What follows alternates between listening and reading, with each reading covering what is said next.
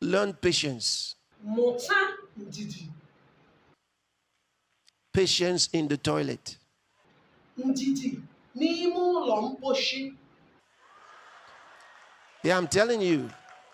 Ana m agwa gị. Yes, because these are things that the Spirit of God has guided me to tell you. Maka na ihe a bụ ihe mmụọ Chineke gwara m gwa gị. Don't be in a hurry when you're in the toilet. Emezela ọsịsọ oge ị nọ n'ụlọ mposhi. Once you get into the toilet, Ịbatakwala n'ụlọ mposhi.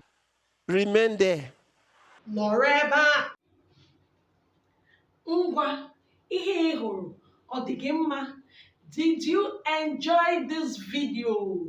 Oya, subscribe. Subscribe ozianu biko zienu. Subscribe. Hit that subscription button so that you'll be getting notifications whenever we post. Ngwa, ka emesịa.